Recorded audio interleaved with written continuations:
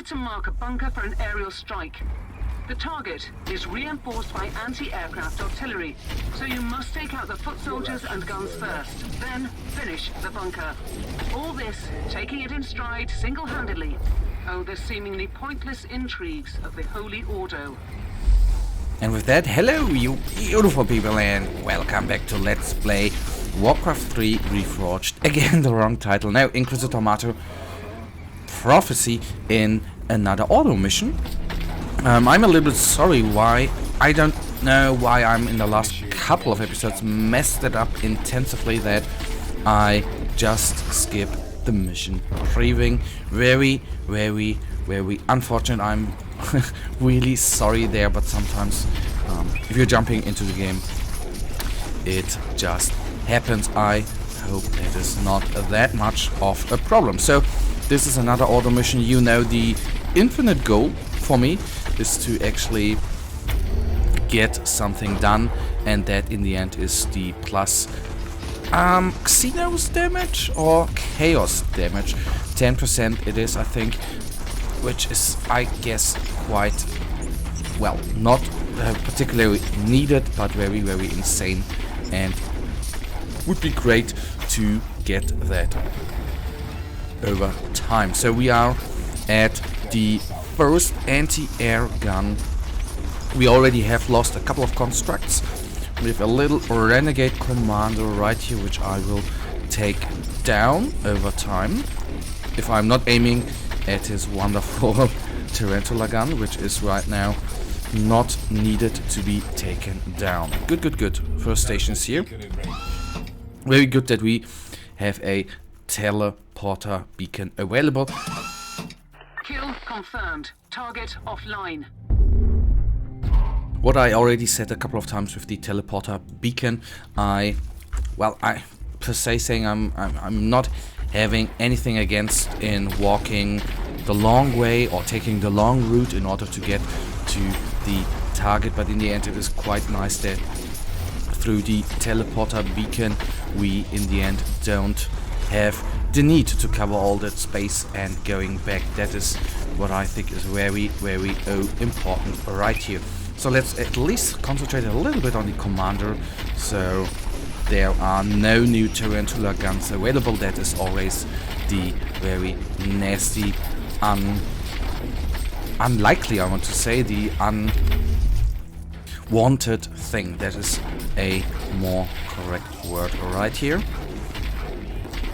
So these guys are gunners. Good. And on it goes.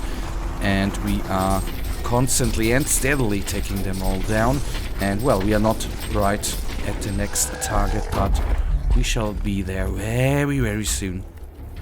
That was, if I remember correctly, and that I do, in that moment at least I think that was actually off record, but this was the first map type I played in this game. Of course, not with all the assets we have around here right now, like the crane and everything, but this was actually the first map type which I did. It was a wonderful Saturday evening at 10 or 11 o'clock. Very nice. Still having that in memory, and it then still took a couple of days before I actually started putting out them videos for this game. I might have effed up intensively here because I did not sell I did not sell items. I should check that the next time before. Very unprofessional, I give you that. That would be quite neat if you could actually. My ears are bleeding.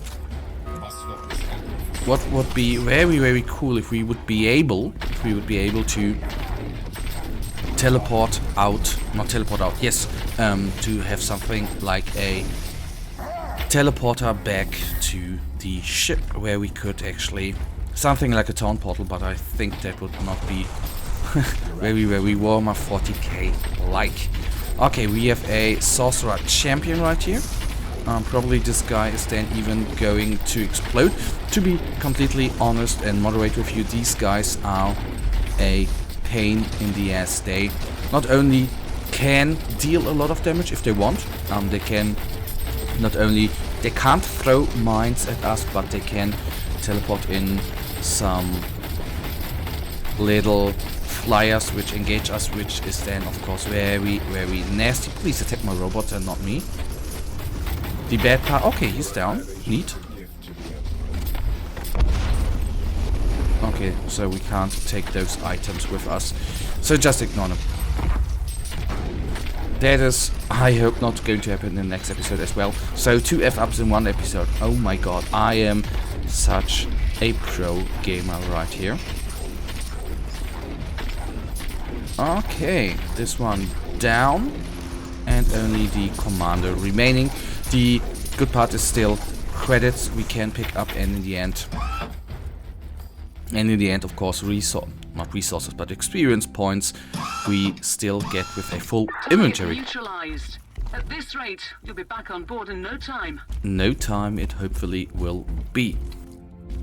Still, I have to say, I mean, you can always say, if you, for example, compare this game to Wilson, Lords of Mayhem, where I would say it looks a little teensy bit better, hence the CryEngine, or not hence, but because of the CryEngine. But still, I do enjoy the style of this game quite a lot, especially if you consider that that this game looks really, really good if it's really, really dark and atmospheric. To be honest, but the first trailer I saw of this game before I even bought the early access version, the alpha version, was very, very dark, and that is, of course, if you know the 40k universe, that is how, at least in my mind, the 40k universe is very, very grim and especially dark. So the videos were very, very dark, and when I then started playing this game, it was not that dark. Deswegen, because of that, that is the word I was looking for, I'm always glad if through atmospheres or weather effects the mission, whether it's on a Imperial Gothic facility or on a planet, is dark and foggy, because that is for me the 40k universe overall. Nasty part is right now that we are now out of constructs. That of course is very, very neat, and that is always what I say is the not as ideal situation for our summoning character, that facing a champion, especially a champion, for example, like this one, who can summon himself 3 times, plus being surrounded by 3 champions like those World Bearer Marine, that is not very good for our character. But right now the floating mines down, very, very good, so we are now taking the upper hand.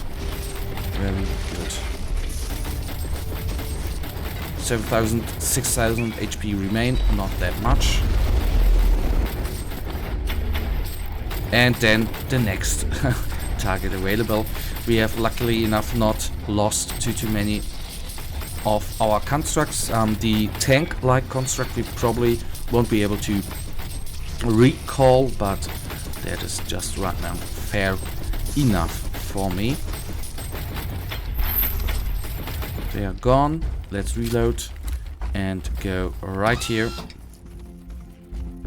and then have some fun with the bunker we are going to bust. Let's see where it is. Kill confirmed. Target offline.